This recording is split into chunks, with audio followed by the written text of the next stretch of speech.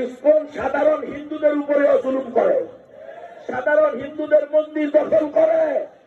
ISKCON হিন্দুস্তানের কোন সংগঠন না, এই সংগঠন আমেরিকার নিউ ইয়র্কে প্রতিষ্ঠিত সংগঠন। ইসকনের যারা বড় মাথা এরা সবাই ইহুদি এবং খ্রিস্টান। ইসকনের অর্থায়ন করে ইহুদি খ্রিস্টানরা এই অঞ্চলে মুসলমান আর হিন্দুর মধ্যে দাঙ্গা বাঁধানোর জন্য। আমরা তো এই দেশে শত বছর, হাজার বছর মুসলমান আর হিন্দু একসাথে থাকতেছি, ঠিক নয় কি? কোন মারামারি আছে, কোন দাঙ্গা আছে? বরং আমাদের পার্শ্ববর্তী রাষ্ট্র ইন্ডিয়াতে গুজরাটের কসাই এবং বজরং দলের সন্ত্রাসীরা, আরএসএস এর রাষ্ট্রীয় সন্ত্রাসীরা, তারা যে পরিমাণ মুসলমান আর হিন্দু দাঙ্গা লাগাইছে তার সিজে ফোটাও আমাদের এই বাংলাদেশে হয় নাই। যদি যতবার তারা ওখানে মুসলমান নিধনে নামছে, ততবার যদি আমরা হিন্দু নিধনে নামতাম, 5%, 10% হিন্দুর অস্তিত্ব এখন আর পাওয়া যেত না। আমরা এটাতে বিশ্বাসী না। আমরা বিশ্বাসী লা তাজিরু ওয়াজিরাতুন উযরা উখরা, একের বোঝা অন্যের উপরে আসবে না, একজনের অন্যায়ের পাপের শাস্তি আরেকজনের উপরে যাবে না। এই জন্য আমরা পশ্চিমকালেও ওইখানে শত মুসলমানের উপরে অন্যায় হওয়ার পরেও এই দেশের মুসলমানরা নিজেদের সর্বোচ্চ সহমর্মিতা, সিম্পিতি, মৈত্রী দেখাইছে, প্রদর্শন করছে, ঠিক কিনা? কিন্তু আজকে ইসকন আমাদের এই সভ্য, শান্ত, প্রশান্ত, আমাদের হাজার বছরের সাম্প্রদায়িক সম্প্রীতিকে নষ্ট করে হিন্দু মুসলমানের মধ্যে চরম এক উত্তেজনাকর পরিস্থিতি তৈরি করেছে। এজন্য রাষ্ট্রের পরিচালক সহ সকল নিরাপত্তা কর্মীদের কাছে, নিরাপত্তা বাহিনীর কাছে এই দেশের আপামর মুসলিম তৌহিদি জনতা তো বটেই, সাধারণ হিন্দুদেরও একটাই দাবি, এই দেশে ইসকনকে নিষিদ্ধ করতে হবে। অনতিবিলম্বে ইসকনকে নিষিদ্ধ করেন, অন্যথায় জনগণ আইন নিজের হাতে তুলে নিবে।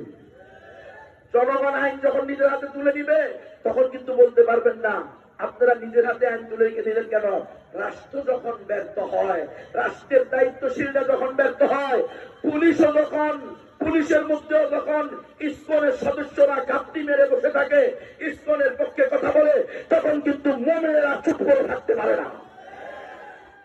সে সময় বলবেন না যে আপনারা কেন আমাদেরকে না বলে নিজেরা করছেন, আপনাদেরকে বললে তো লাভ নাই, আপনারা তো পুরা ঘটনাটাকে মোড় ঘুরাইয়া মুসলমানদেরকে দোষী বানানোর চেষ্টা করেন।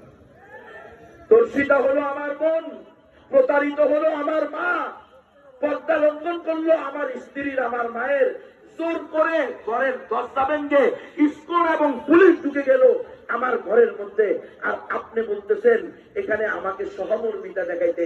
এমন সহমর্মিতা ইসলাম আমাদেরকে শিক্ষা দেয় নাই। আপনারা আমাদেরকে শুধু সিম্পিতি, ভালোবাসা, মোহাম্মত, ইসকনের ব্যাপারে ভালোবাসা মোহাম্মতের কথা বলতে পারেন না?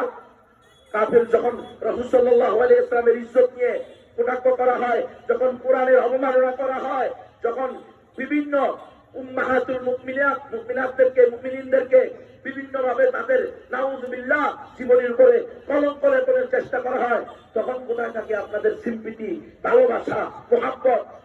সবর করা, ধৈর্য ধরা, সব শুধু মুসলমানের জন্য, ওলামায়ে কেরামের জন্য।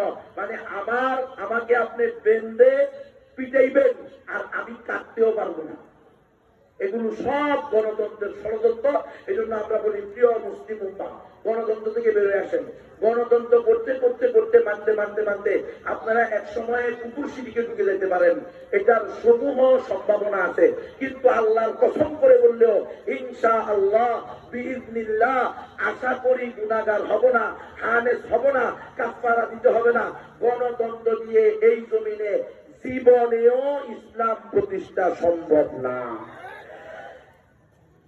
এখন সবাই মিলে জুলাই সনদে সাইন করছে, জুলাই সনদ।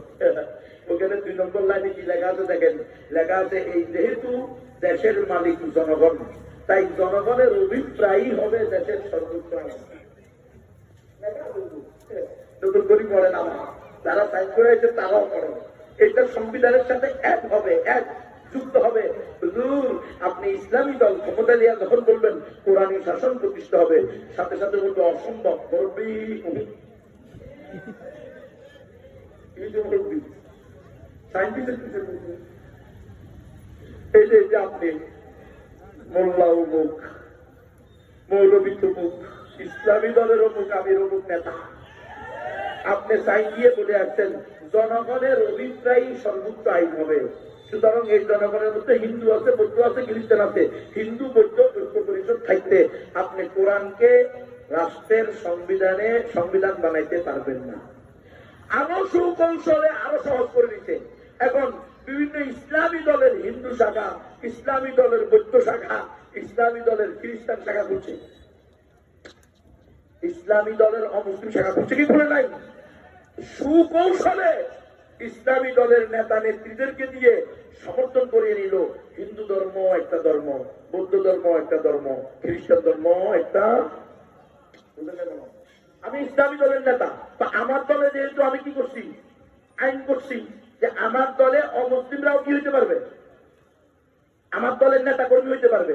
আবার সাংবাদিক আমার জিজ্ঞেস করছে, কোন বিষয় আপনি যে অমুসলিমদেরকে আপনার দলের কর্মী হিসেবে নিতেছেন, এরা কি সারা জিন্দগি কর্মী থাকবে নাকি তারা যোগ্যতার বলে স্টেপ বাই স্টেপ আস্তে আস্তে তাদের যান উপরের দিকে উঠতে পারবে?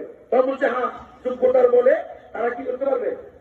তাহলে শেষ পর্যন্ত যদি গুণবী মরে যায়, তো গুণবীর পরের জন্য কি অমুক কৃষ্ণ সাহায্য, অমুক কৃষ্ণ দাস হয়? ইসলামী দলের নেতা আপনাদের কাছে কিছু মনে হচ্ছে না? আরে মুসলমান, শহীদদের তালিকা উঠে না, শহীদদের তালিকা ৭১ সালের, ওখানে কয়েকশো হিন্দু আছে। হিন্দু